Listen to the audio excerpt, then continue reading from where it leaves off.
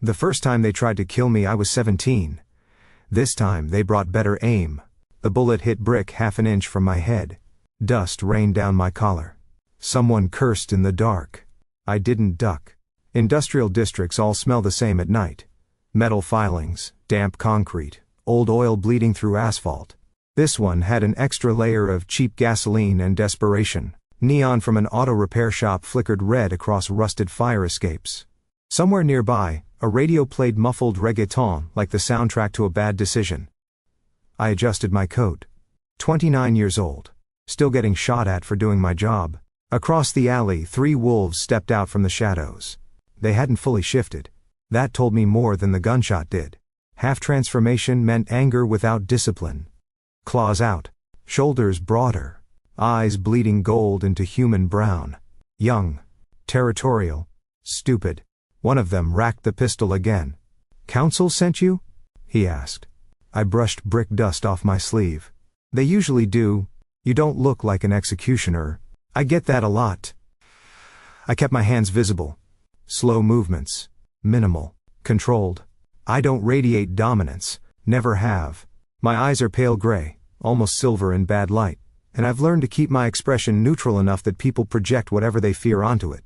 They smelled like adrenaline and cheap beer. I smelled like nothing. That's deliberate. Suppressing scent isn't easy. It requires control. Most wolves don't bother developing.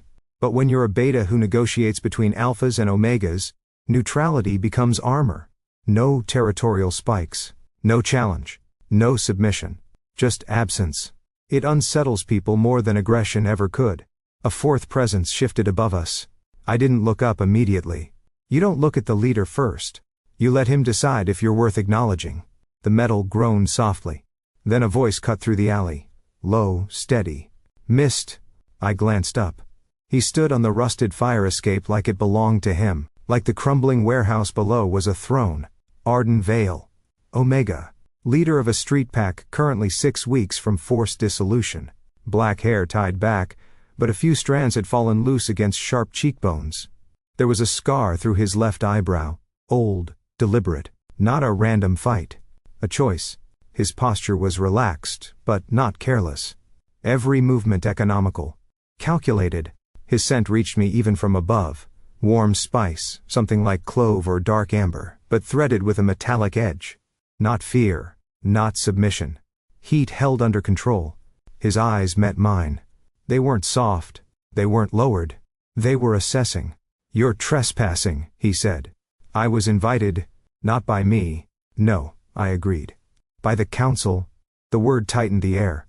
Below him, the younger wolves stiffened. Council. Corporate wolves. Glass towers. Structured territories. Resource allocation. Legal boundaries. Survival by paperwork instead of blood. They think we're soulless. We think they're reckless. Usually, we're both right. Arden stepped forward. Boots scraping metal. The neon caught in his eyes, turned them almost molten. "They send you when they want a pack gone," he said. I considered that. They send me when they want a pack evaluated. That's a pretty word for execution. His hatred wasn't loud. It wasn't performative. It wasn't even personal. It was principled. That's always harder to dismantle. I slid my hands into my coat pockets. Not defensive. Just comfortable. "If I were here to dismantle you," I said calmly, "you wouldn't have gotten a warning shot." One of the young wolves snarled. Arden lifted a hand slightly. Silence dropped like a switch had been flipped. Interesting. Control without raising his voice. He hopped down from the fire escape, landing lightly on the asphalt between me and his wolves. Up close, the metallic note in his scent sharpened. There was exhaustion under it. Stress, responsibility, and something else. Defiance. "You're Nathan Hale," he said. "Correct." "Beta." "Yes." His gaze dragged over me like he was trying to find the missing piece. No alpha pressure. No territorial surge. No challenge flare. "You don't smell like anything," he said. "I practice." That's disturbing. Efficiency often is. A faint twitch at the corner of his mouth. Not amusement. Recognition. He circled once, not touching, but close enough that the heat of him brushed my skin. My pulse didn't change. I'd trained that out years ago. He stopped in front of me. "They think we're unstable." he said quietly. Unprofitable. You are unstable, I replied evenly. And you are operating at a deficit. One of his wolves growled again. Arden didn't. He held my gaze. And what do you do, he asked, when a pack is inconvenient? I restructure it. And if it refuses? I calculate loss. There it was. The word he'd been waiting for. Loss. He stepped closer. Not intimidated. Testing. You're the council's knife, he said. I met his eyes without blinking. I don't have fangs. That made him pause. He searched my face. For arrogance, for hidden alpha dominance, for hunger. He found none. Just precision. You grew up in a pack? He asked suddenly. The question hit harder than the gunshot. Yes. And it no longer exists. Something flickered in his eyes. Understanding? No. Suspicion. They sent you here to shut us down. They sent me here because you're 6 weeks from collapse, I said. 2 internal fractures. 1 supply issue. And a neighboring alpha testing your borders. The young wolves exchanged glances. Arden's expression didn't change. You've been here 5 minutes. I prepare. The neon flickered again. Rain started lightly, dotting the pavement between us. He tilted his head. Let's be clear, he said softly. You're not my savior. I don't believe in saviors. And you're not my alpha. I don't want to be. That, finally, made something shift. Because that's the line everyone assumes. That betas like me secretly crave power. That we're failed alphas. We're not. We're architects. He studied me for another long moment. Then he turned to his wolves. Stand down. They hesitated. Now. Claws retracted. Shoulders shrank. The gun lowered. He looked back at me. You get 1 meeting, Arden said. You present your restructuring. The word tasted bitter in his mouth. And then? I asked. And then I decide whether you walk out. A fair negotiation. I inclined my head slightly. I'll take those odds. He stepped aside, gesturing toward the warehouse. As I walked past him, his scent shifted, just slightly. Not anger. Curiosity. Behind me, he said quietly. Just loud enough for me to hear. If you think you're here to save us, Nathan Hale. I paused. I don't, I said. Good, he replied. Because if you try to dismantle my pack, I won't miss next time. I believed him. And for the first time since stepping into that alley, I felt something stir under the careful neutrality I wear like skin. Not fear. Not excitement. Recognition. Fire meets structure. This time, I thought, as we stepped into the broken warehouse together, maybe I wasn't here to watch another pack die. And maybe he wasn't as doomed as the council believed. But that depended on one thing. Whether Arden Vale would rather burn than adapt. And whether I could convince him that survival doesn't require fangs. It requires choice.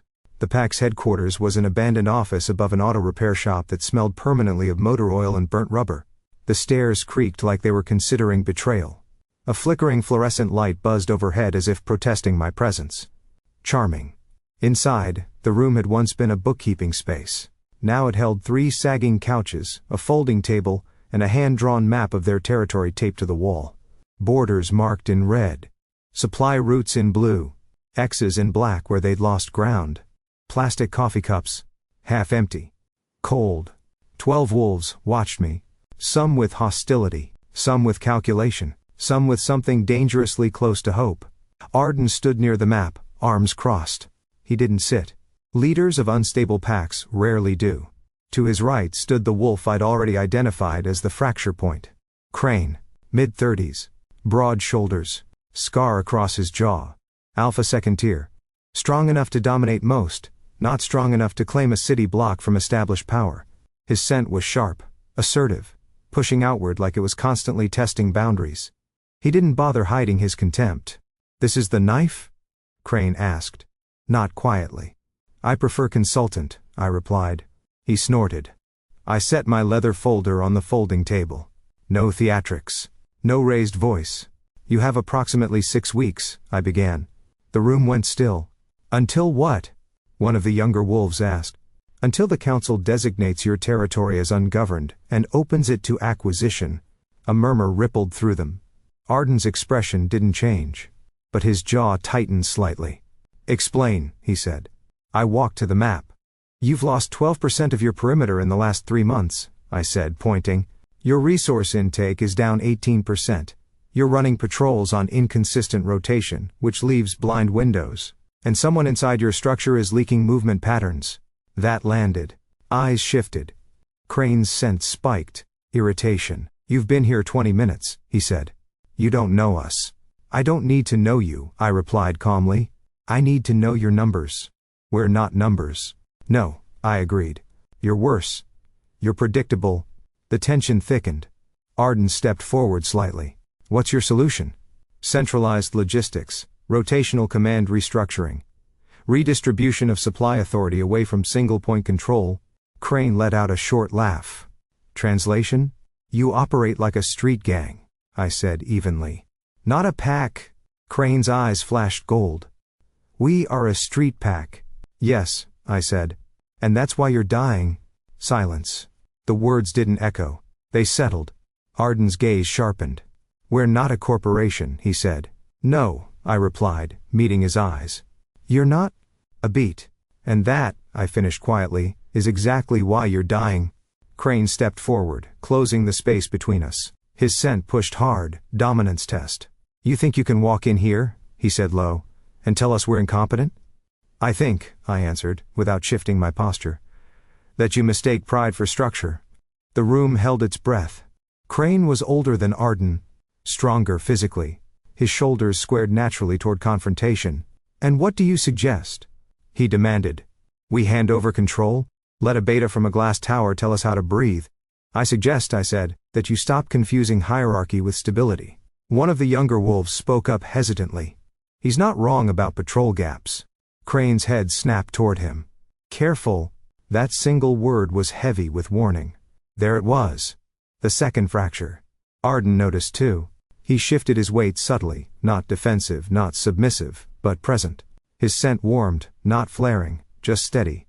You said 6 weeks, Arden said. If we refuse, the council will reassign your territory, I replied. Likely to East Sector. Several wolves cursed under their breath. East Sector was ruthless. No negotiation, no absorption, just displacement. Or, I continued, you implement controlled restructuring. Crane barked a laugh. You mean, we become tame? I mean, you become efficient. We're not livestock. And I'm not your butcher, I said evenly. Crane stepped closer again. You're here to shut us down. If I were, I replied calmly, you wouldn't be discussing it. That stalled him. Because it was true. The council didn't debate when liquidation was final. Arden's gaze never left mine. What happens to me, he asked quietly, under your model? Direct. Good. You remain leader, I said. Crane scoffed loudly. An Omega, leading through spreadsheets. I don't care what he is, I said. I care whether he can adapt. The room stilled. Crane's scent spiked again. Anger, insult. You think an Omega can hold this territory without brute force? I think brute force is why you're bleeding. Crane took another step. And this time, Arden moved. Not aggressively. Just enough to stand between us. His voice was calm. That's enough. Crane's jaw flexed. You trust him? No, Arden said flatly. Good. Trust is useless in early negotiations. But, Arden continued, eyes still on me. He's not lying. Crane exhaled sharply. You're letting him undermine you. I'm letting him speak, Arden replied. He turned to me fully. You get one proposal, he said. Detailed. Practical. No council ownership clauses. Agreed. And, if I decide it compromises this pack, you walk away. And you? I submit a neutral report. Crane stared at me like he wanted to tear my throat out. You're gambling, he told Arden. Arden didn't look at him. No, he said quietly. I'm buying time. He met my eyes again. And in that look was something far more dangerous than hatred. Calculation. You have 24 hours, he said. Then, sharper. And if I even suspect you're positioning us for absorption, you won't make it down those stairs. I inclined my head slightly. Understood. As I gathered my folder, I felt it clearly. They were unstable. Fragmented. On edge. But not broken. Not yet. And Arden Vale. He wasn't weak. He was holding together something that wanted to split, which made him either the wrong kind of leader, or exactly the right one. 6 weeks. Less, if Crane decided ambition was worth blood. The council believed this pack was already finished. For the first time since stepping into that alley, I wasn't so sure. Street territory feels different at night. It breathes. The graffiti glows under broken street lamps. Engines idle low and restless. Music drifts from open windows and dies in the alleys. The air hums with territorial tension. Invisible lines drawn not on maps but in instinct. Arden's pack patrolled in pairs. Motorcycles leaned against brick walls, still warm. Boots scraped pavement. Eyes watched from rooftops. I walked the perimeter with my hands in my coat pockets, memorizing rhythm. Shift changes. Blind corners. Dead zones between buildings where sound didn't travel cleanly. Left flank rotates too late, I said. The wolf beside me, young dark hair shaved at the sides, didn't answer. You're overextending east, I continued. East sector probes on patterns. You're predictable. We've held this block for 8 years, he muttered. You've held it, I corrected. Because East sector was busy elsewhere. He bristled. Crane says you're soft. Crane mistakes silence for softness. That earned a sideways glance. We turned into a narrow alley tagged in layers of old pack marks. Spray paint, over spray paint. Territory claimed, reclaimed, challenged. My phone vibrated once in my pocket. I didn't check it. Instead, I stopped walking. Pull your North Patrol back 2 streets, I said. The wolf frowned. Why? Because if I were East Sector, I replied calmly, I'd hit you now. As if summoned by insult, the air shifted. It's subtle, the first second. Sound pulls tight. The street noise thins.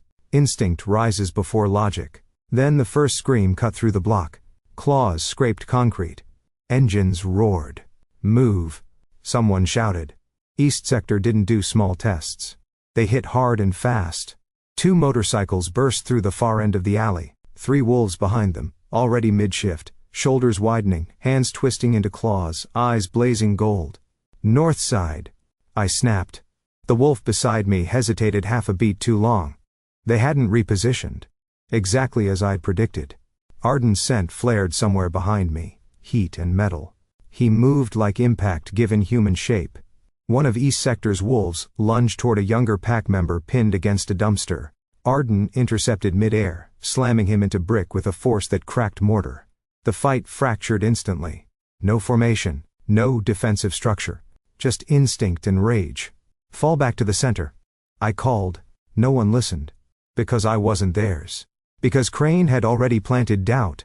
I ducked as a metal pipe swung toward my head. The attacker smelled unfamiliar. Not pack. Good. At least this wasn't internal yet. I caught his wrist. Redirected his momentum into the wall. Efficient. No wasted movement. Pain compliance. Disengage. Retreat. I repeated. Then I saw it. 2 East Sector wolves didn't push deep. They cut right. Toward the supply entrance. Information leak. Someone had told them where to aim. Adrenaline sharpened everything. I ran. By the time I reached the side entrance, one of their wolves had already forced the metal door halfway open. If they destroyed the stored reserves, the pack wouldn't last 3 weeks. I grabbed the wolf from behind, locking his arm across my chest, shifting my weight to destabilize. He slammed his head backward into my jaw. Pain flared bright and clean. Worth it. Footsteps thundered behind us. I expected pack backup. Instead, I felt cold metal press against the back of my ribs. A gun. Inside their own territory. Stand down, consultant, a voice murmured. Not East Sector. One of Arden's. My pulse didn't spike. Interesting. So this was the second fracture. You're compromising defense, I said evenly. The gun pressed harder. You're compromising him, the voice replied. Before I could identify which wolf it was, something collided with both of us. The gun skidded across concrete. Arden. He moved without hesitation, tackling the armed wolf sideways into a stack of crates. Wood splintered. Blood hit the air. For a split second, chaos compressed into closeness. Arden's hand closed around my collar, dragging me down as another attacker barreled past. We hit the ground hard behind the crates. His body half covered mine, Heat. Adrenaline. The metallic edge of blood mixing with his spice-warm scent. His breath was rough, fast against my ear. "You don't get to die on my territory," he said through his teeth. I wasn't planning to. A laugh, sharp, incredulous, escaped him despite the situation. Above us, claws scraped metal. Someone howled. Sirens in the distance began to wail. He shifted, bracing an arm beside my head. Up close, I could see the thin line of sweat along his temple. The old scar near his brow. The way his pupils had blown wide.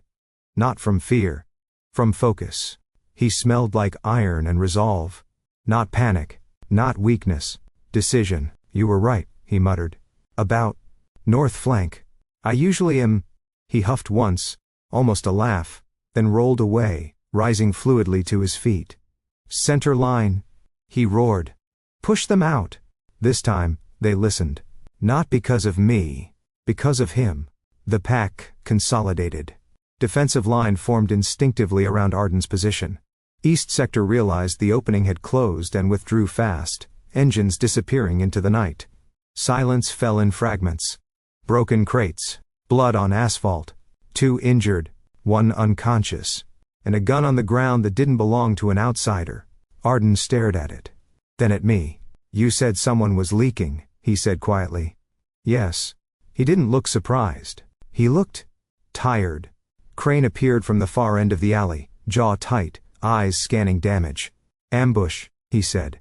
"No," I replied. "Test," Arden corrected. His gaze met mine again. Close enough now that the adrenaline had settled into something heavier. "You're still breathing," he observed. "So are you." His lips curved faintly. "Don't make me regret that." I studied him for a moment. The council would label this pack unstable, emotion-driven, volatile. They weren't wrong. But they weren't seeing this either. An Omega leader standing in blood and broken wood, refusing to flinch. Arden didn't smell like fear. He smelled like a line drawn in concrete. And someone inside that line had just tried to erase me. Fault lines, I thought. They're never visible until pressure hits. Tonight, pressure had found them. And it had found us both standing in the center of it. Dawn makes everything look honest. It strips neon from the streets and drains violence of its theatrical edge. Blood turns rust-colored. Brick turns gray. The city exhales. I found Arden on the roof of the warehouse, sitting on the ledge with one knee up, forearms resting loosely over it. The skyline beyond him was a jagged line of glass and steel, the council's territory catching early light like polished bone. He didn't turn when I stepped out. "You should have left," he said. The wind up there was cooler, cleaner. It carried his scent in fragments, exhaustion, iron, something softer beneath it that he kept tightly controlled. "I don't leave mid-assessment," I replied. "You were shot at twice in less than 24 hours. Third time, if you count the pipe." He glanced sideways at me. "You're not funny." "I'm not trying to be." He went quiet again, watching the horizon. Below us, the pack was already moving, checking injuries, reinforcing doors, arguing in low, tense bursts. I could feel the fracture more clearly now. The gun hadn't belonged to East Sector.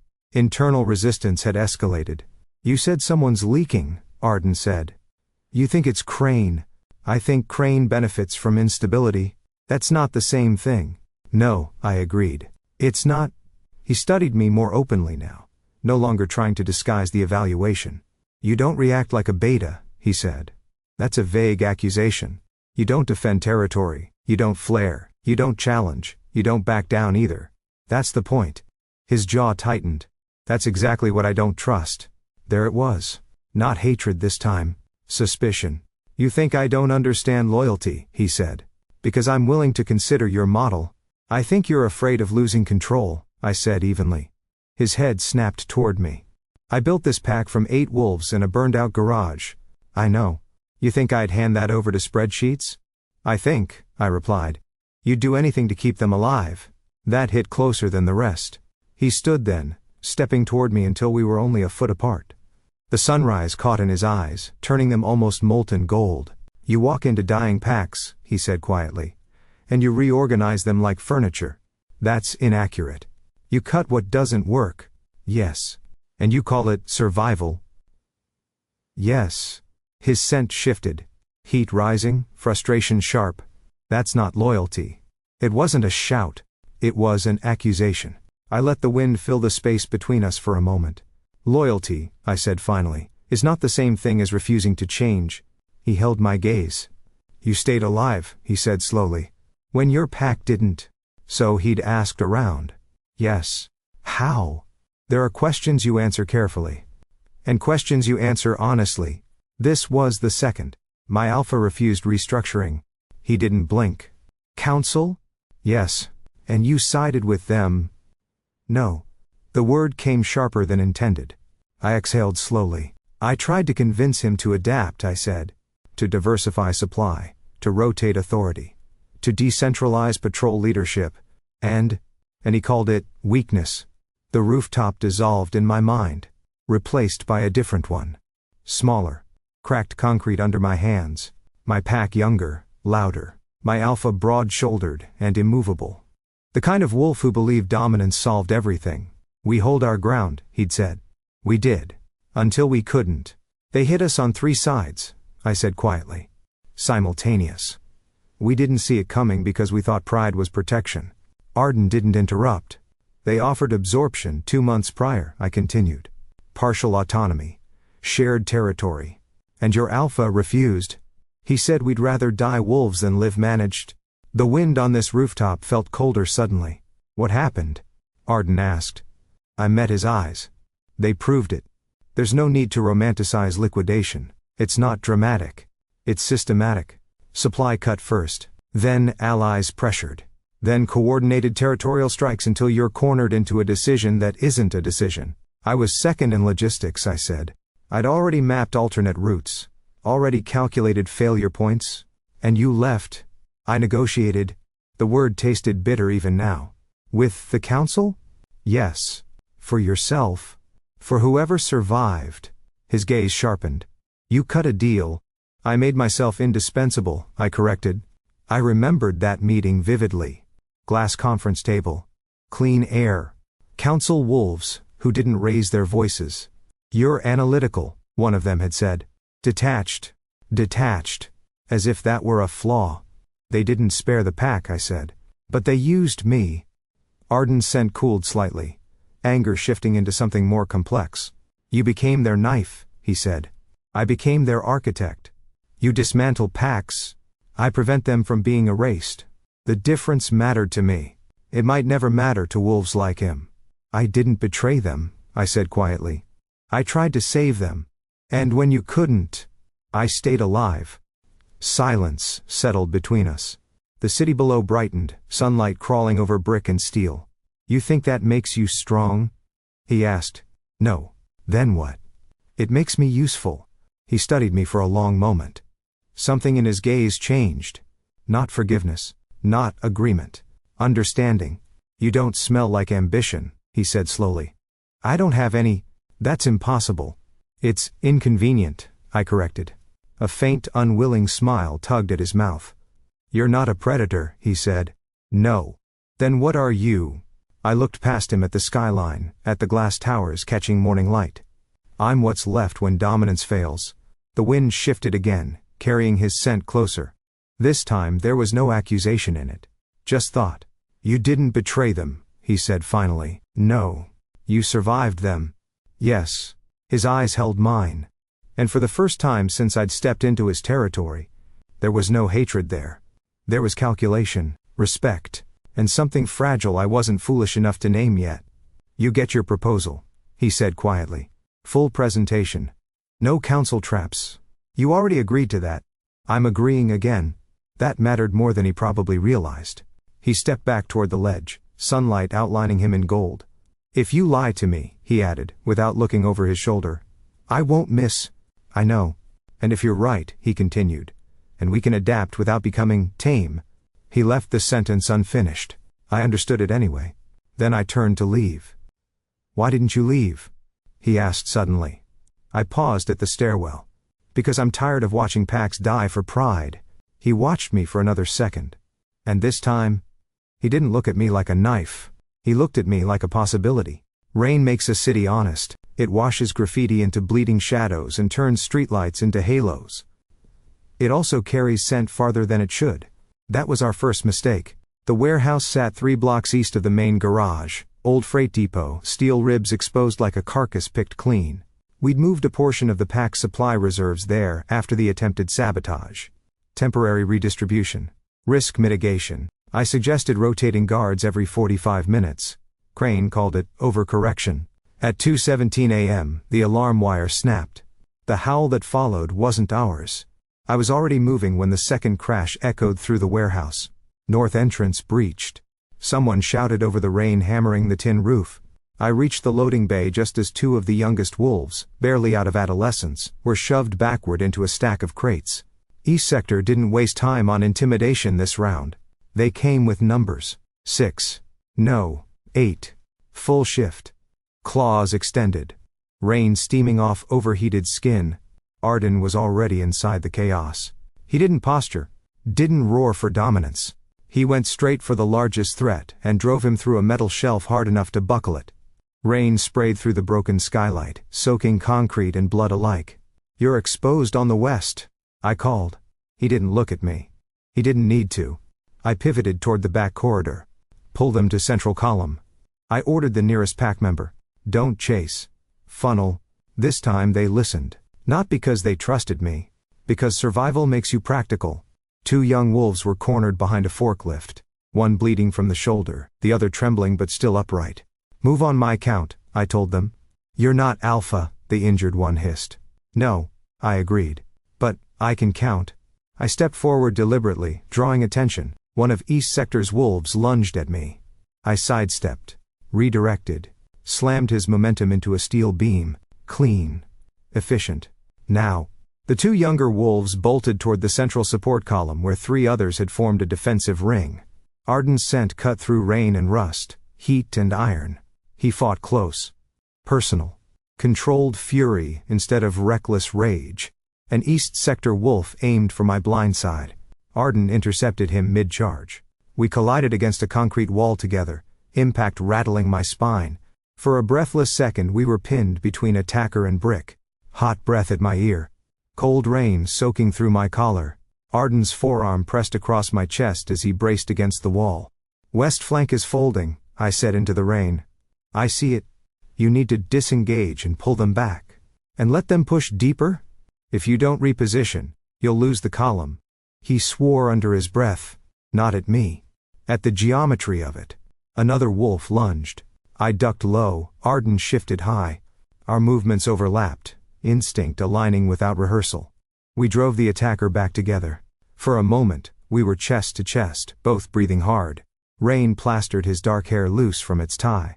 Blood streaked his temple, not all of it his. His skin burned against mine. Mine was cold. He noticed. His eyes flicked briefly to my throat, then back up. "You're steady," he said, almost accusing. "I don't spike under pressure. That's unnatural. It's trained." Another crash split the air. Metal door at the east side. Reinforcements. East Sector had anticipated our fallback. I felt something shift inside my chest, not fear.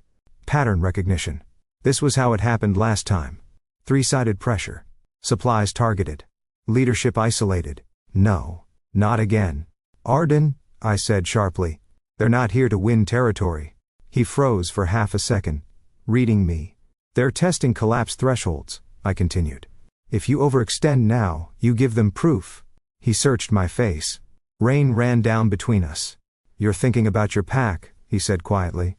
"I'm thinking about yours." "No," he corrected. "You're thinking about the moment it failed." He wasn't wrong.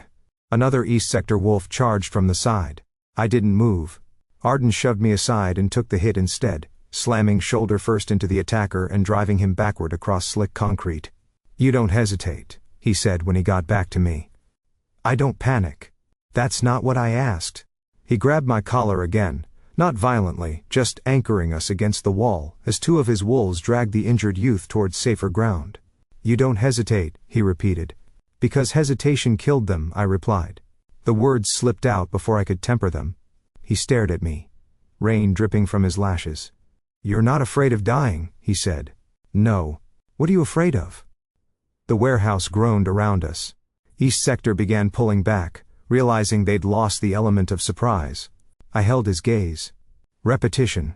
Something changed in his scent then. Not dominance, not challenge. Recognition. He understood. I wasn't trying to control his pack. I was trying to prevent a pattern. He exhaled slowly. Central column. He roared to his wolves. Hold and push. This time, it wasn't chaos. It was coordinated. We didn't chase when East Sector retreated. We held position. That was the difference. Minutes later, the warehouse settled into ragged breathing and dripping rain. 3 injured. No fatalities. No supply loss. Arden stood in the center of the space, soaked and streaked with blood. He turned to me. You stepped into open ground twice, he said. I calculated angles. You calculated risk. Yes. You didn't care if they tore you apart. I cared, I said quietly. His brow furrowed. About what? About not watching another pack crumble because pride told them to stand still. The rain softened. Silence pressed in. He stepped closer again. Not invading, just close enough that heat brushed cold. His scent shifted. Subtle. Warmer. You don't fight like a council wolf, he said. I'm not one. You're not one of us either. No. A beat. But you didn't leave. No. He studied me for a long moment. Then he nodded once. Not agreement. Not surrender. But acknowledgement. You're right about one thing, he said. What's that? We don't die tonight. Progress. And for the first time since I arrived, the pack didn't look at me like an executioner. They looked at me like someone who had chosen to stand in the rain with them. And not flinch. The courtyard smelled like rain and confrontation. Concrete boxed us in on all sides. Cracked walls layered in years of graffiti. Metal stairs climbing to narrow balconies. Strings of bare bulbs casting uneven light across wet pavement. It wasn't built for ceremony. It was built for survival. Which made it the perfect place for a coup. The pack gathered without being called. Instinct does that when tension peaks. Wolves formed a loose ring around the center, not close enough to touch, not far enough to pretend they weren't invested. I stood near the edge, neutral, observing. Crane stepped into the open space like he'd rehearsed it. He didn't look at me. He looked at Arden. You nearly got us dismantled, Crane said loudly enough for the entire courtyard to hear. Arden stood opposite him, still bruised from the warehouse fight. A bandage wrapped his forearm. He hadn't bothered hiding the exhaustion beneath his skin. We held, Arden replied. Because he told us to pull back, Crane snapped, jerking his chin in my direction. Murmurs rippled.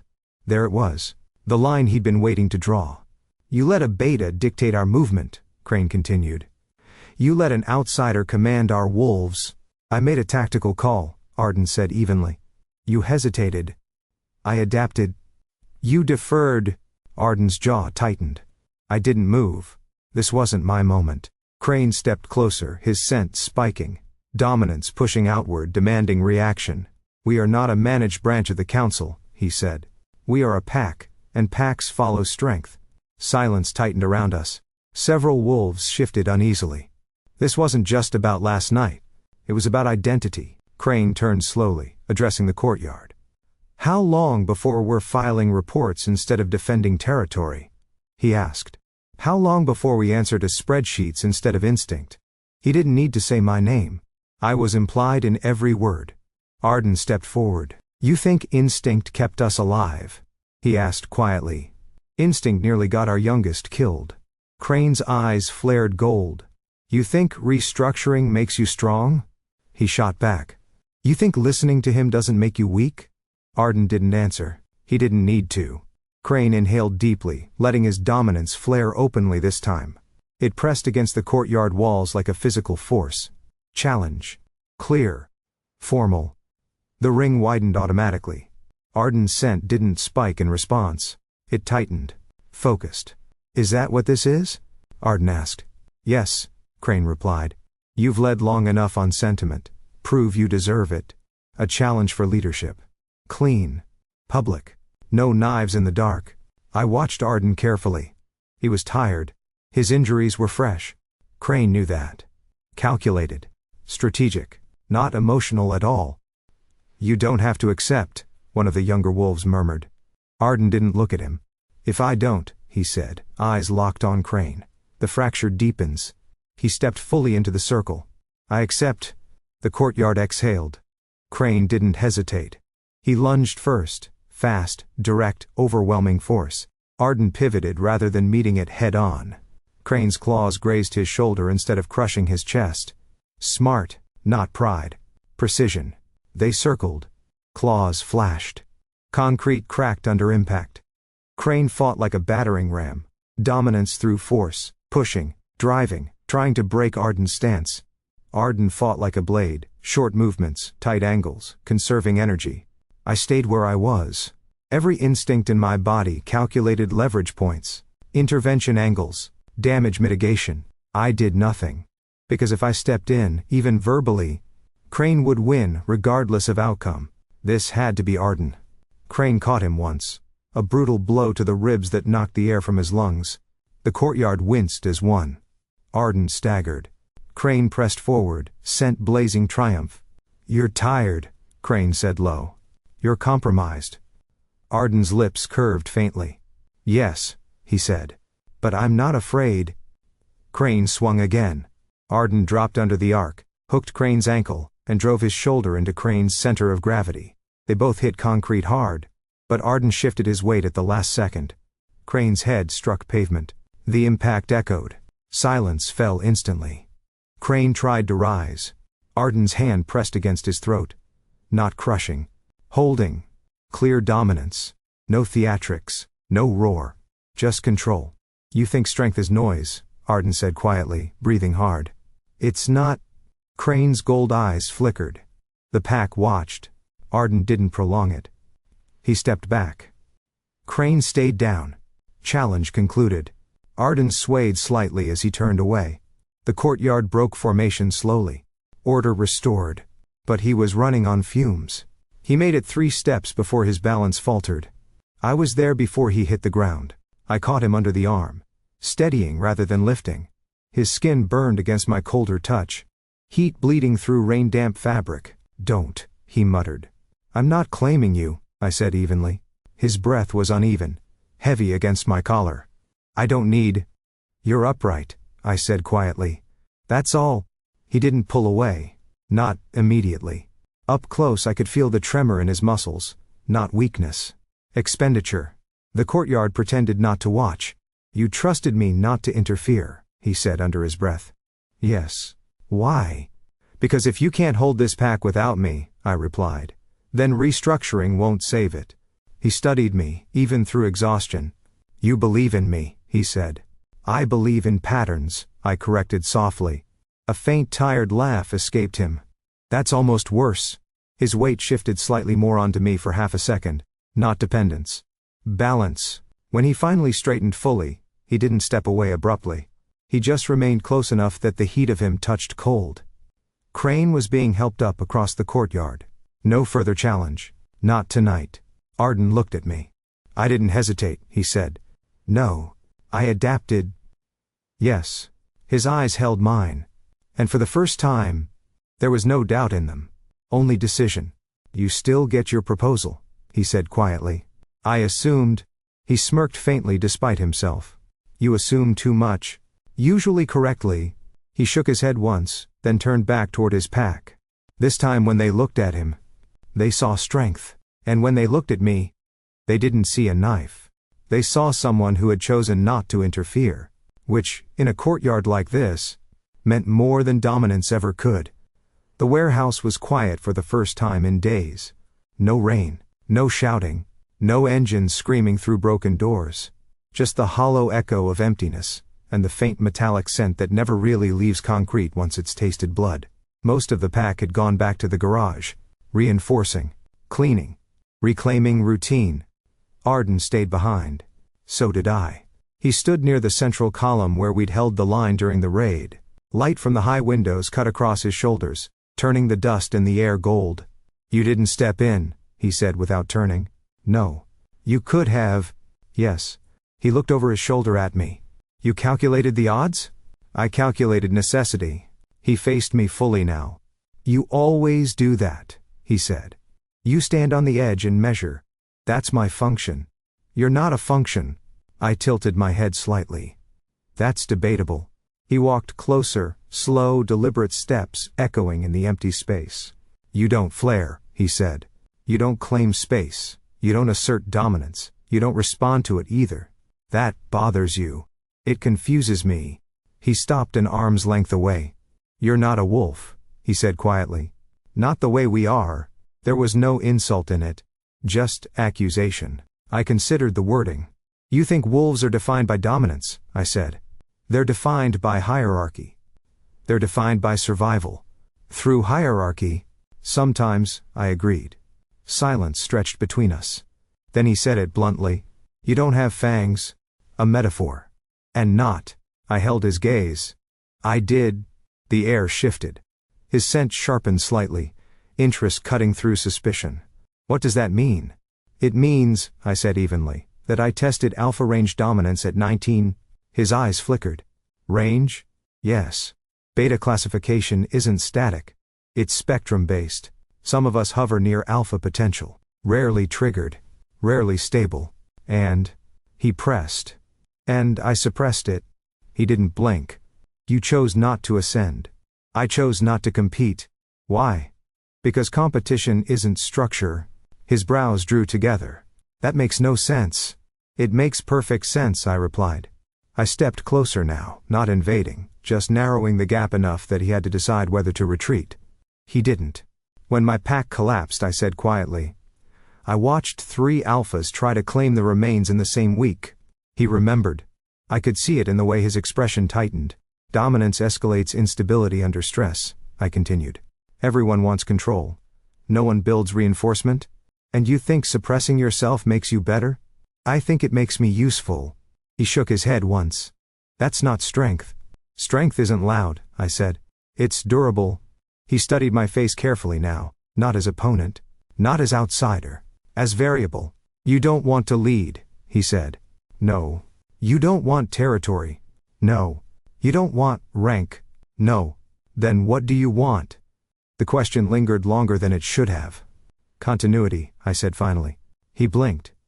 You're afraid of collapse. Yes. Not death. No. Collapse. Yes.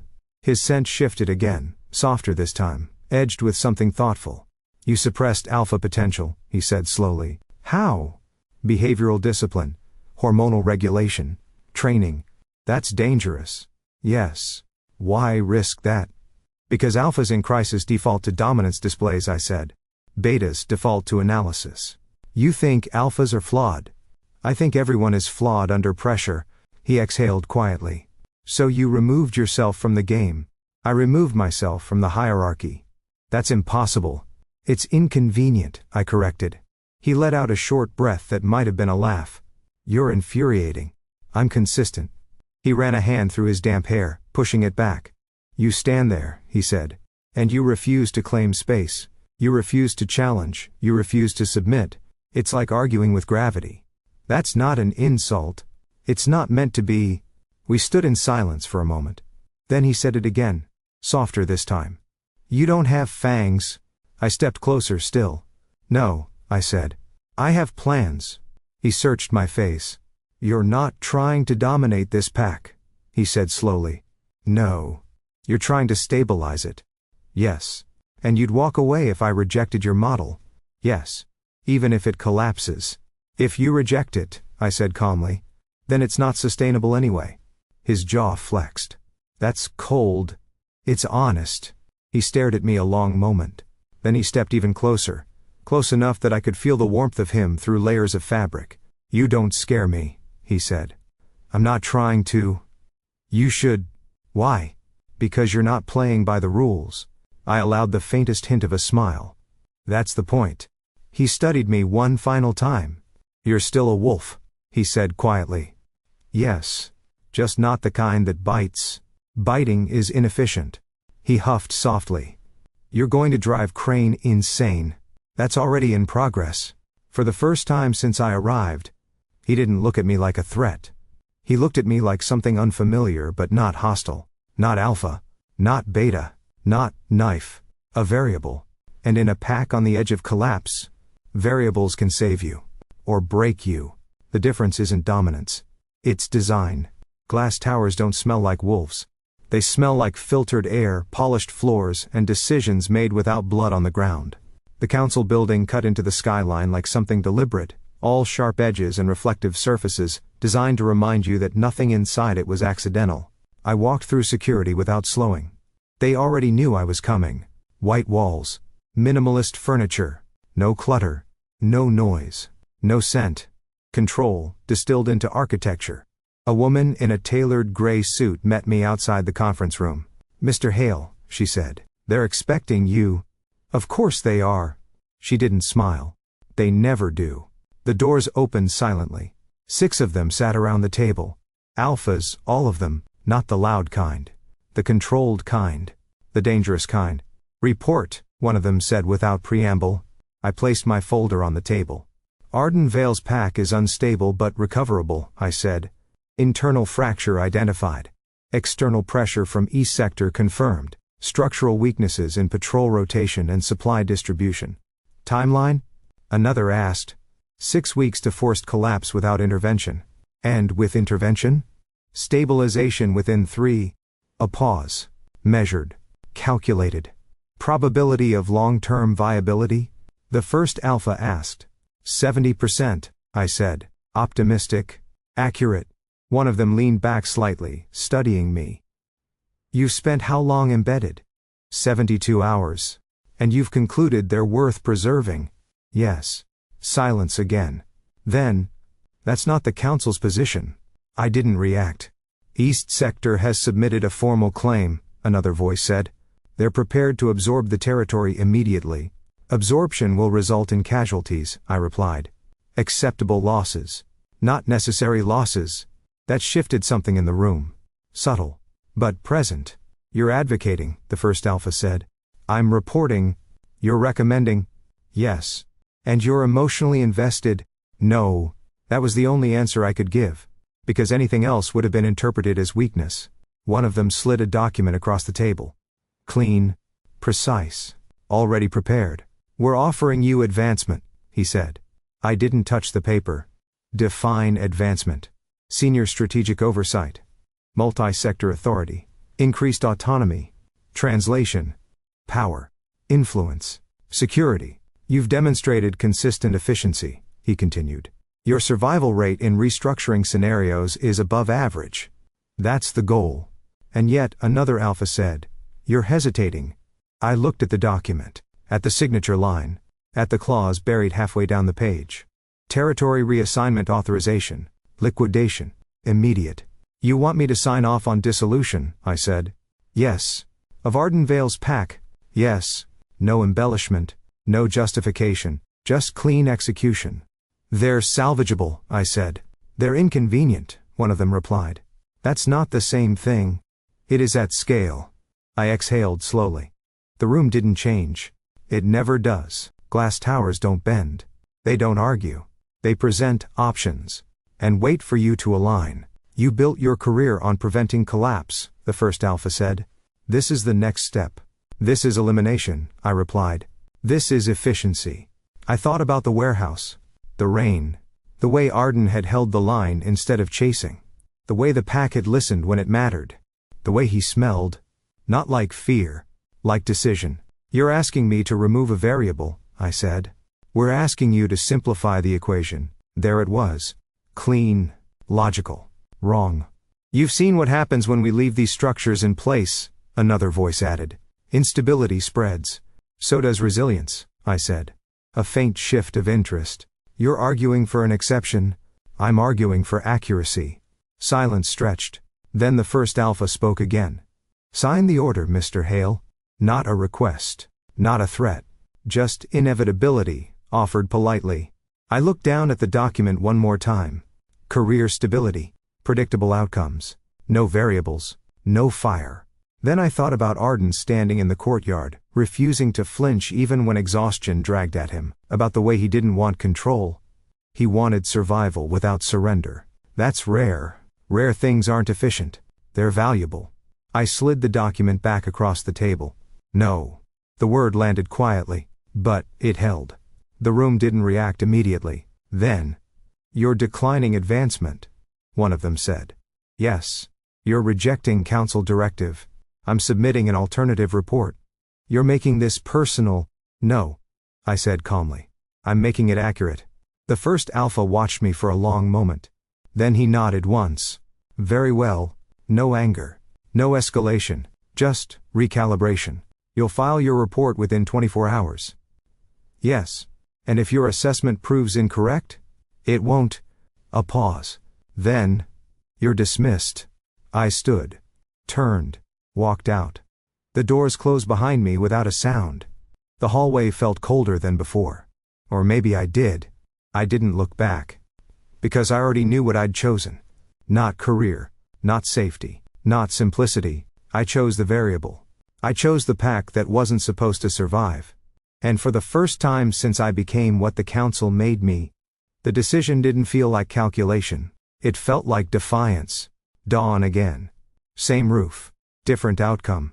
The city stretched below in clean lines and early light, glass towers catching the sun like nothing had ever bled beneath them. The air was cool, steady, the kind that makes decisions feel sharper. Arden was already there. Of course he was. Leaning against the ledge this time, not sitting. Shoulders squared. No visible bandages, though I knew better. He healed fast, but not instantly. He didn't look at me when I stepped onto the roof. You went to them, he said. Yes. And? They offered advancement. A pause. And the cost? Your pack. That made him turn. Not surprised. Not even angry. Just confirming. And you're here, he said slowly. Yes. So you didn't sign? No. His gaze sharpened, searching my face for the angle. The trap. The clause hidden in language. There's always a condition, he said. There is. And I submitted an alternative. He pushed off the ledge and walked closer. Which means? It means, I said evenly, that you have a window. How long? Long enough to stabilize. Not long enough to fail. He studied me. You're gambling your position. Yes. For us. For accuracy. A faint, dry smile touched his mouth. You really hate admitting you care. I don't use inaccurate language. That's not inaccurate. That's irrelevant. He huffed softly. You're impossible. I'm consistent. We stood there for a moment, the silence not hostile this time. Measured. Balanced. I reviewed your structure, I said. Your strengths aren't in dominance. No, he said. They're in not dying. Your strength is adaptability, I corrected. You just don't formalize it. He crossed his arms. Get to the point, Hale. I stepped closer. Just enough to narrow the distance without closing it. You don't need to become a council pack, I said. You need to become a functional one. That sounds like a slogan. It's a framework. He raised an eyebrow. Explain. Decentralized authority for patrols, I said. Rotational command to prevent internal consolidation. Distributed supply chains. No single point of failure. That sounds like giving up control. That is giving up control. His eyes flashed. I don't give up control. You give up the illusion of it, I corrected. That hit. I watched the calculation behind his gaze. You keep leadership, I continued. But you stop being the only load-bearing structure. And you? He asked. I design the system. And then? Then I leave. The words settled between us. He didn't like it. Good. He stepped closer. You walk in, restructure everything, and disappear? Yes. That's your model. Yes. He stared at me for a long moment. Then, no. I blinked once. Clarify. You don't walk away, he said. Not from this. That's not part of the agreement. I'm changing the agreement. I don't accept revised terms without review. A flicker of amusement crossed his face. There it is, he murmured. The consultant? I'm consistent. You're stubborn. Accurate. He exhaled, then shook his head slightly. You're not my alpha, he said. I'm aware. You don't get to command this pack. I don't intend to. You don't get to control me. I wouldn't try. A beat. Then, quieter. You don't get to fix everything and walk away like it never mattered. That wasn't part of the plan. I studied him. Attachment compromises objectivity, I said. Detachment compromises loyalty, he shot back. We held each other's gaze. For a moment the city didn't exist. Just this balance. Opposition. Something building between precision and fire. You want partnership, I said. I want alignment, he corrected. Define. You don't own us, he said. You don't command us. You don't leave when it gets inconvenient. I don't operate like that. Then operate differently. A faint pause. You're asking for a variable. I'm offering one. That was new. I considered it. Not the proposal. The implication. Stay. Not as alpha. Not as controller. As part of the system. Unstructured. Unpredictable. Dangerous. I exhaled slowly. This complicates the model, I said. He smiled, sharp and real this time. Good. Silence stretched again, but it wasn't empty. It was settled. Fine, I said. His brows lifted slightly. Fine? He echoed. Conditional partnership, I clarified. No dominant structure, no ownership. Mutual authority within defined parameters. You're unbelievable. I'm precise. He shook his head again, but there was something lighter in it now. Deal, he said. Deal, I agreed. We didn't shake on it. We didn't need to. The city brightened around us, and for the first time since I stepped into his territory, this didn't feel like a temporary solution. It felt like the beginning of something that wasn't built on hierarchy, not on fear, not on control, a system without fangs. And somehow, that made it stronger. Stability doesn't arrive all at once. It builds. Quietly. In routines. In patterns that stop breaking. In nights that pass without blood. The garage still smelled like oil and rain, but the tension had shifted. Not gone, never gone, just structured. Motorcycles lined up instead of scattered. Patrol rotations posted on the wall. Updated, adjusted, followed. The map had changed too. Cleaner. Clearer. Fewer red marks bleeding into uncertainty. Young wolves trained in the courtyard now. Not fighting to prove dominance. Learning to hold formation. To rotate. To think. It wasn't perfect. It wasn't supposed to be. Crane was gone. Not killed. Exiled. Arden had made that call without spectacle. No drawn-out punishment. No dominance display. Just removal of instability. It had been efficient. He learns fast. I stood near the edge of the courtyard, watching a pair of younger wolves adjust their stance under instruction from one of the older ones. Your angles are wrong, I said. They both froze. Then one groaned. You don't even live here, he muttered. I'm standing here, I replied. That's not the same thing. Functionally, it is. Behind me, footsteps approached. I didn't turn. You're correcting them again, Arden said. Yes. They hate that. They'll survive it. He stepped beside me, close enough that the now familiar warmth of him settled into the edge of my awareness. His scent had changed. Still sharp. Still fire under control. But steadier. Less metal. More grounded. They're improving, he said, watching the courtyard. Yes. You were right about rotation. I usually am, he huffed quietly. Arrogant. Accurate. A brief silence stretched between us. Not empty. Never empty. You're still here, he said. Yes. You said you'd leave. I said I would, if the system stabilized. And it's stabilizing. He glanced at me. Not stable. Not yet. Convenient distinction. Necessary one. He studied me for a moment, then leaned his shoulder lightly against mine, not pressure, just contact. Deliberate. You still look like an audit, he said. I'm aware. And you still don't smell like anything. Also intentional. He smirked faintly. I still smell like a problem? Yes. He nodded once, as if confirming a known variable. Good, he said. That means you'll stay. I looked at him. I didn't sign a contract. He met my gaze, something sharp and certain in his expression. You already did. A beat. Then, unexpectedly, I almost smiled. Because he wasn't wrong. Not in the way that mattered. The pack moved around us. Louder now, steadier, alive in a way it hadn't been when I arrived. Not perfect. Not controlled. But functioning. And Arden, he didn't stand alone anymore. That was the difference. I looked out over the courtyard, then back at the wolves adjusting their formation. Continuity. Not dominance. Not survival at any cost. Something better. Something built. You missed one angle, I called to the younger pair. They groaned again. Arden laughed softly beside me. And just like that, the pack that should have collapsed, didn't.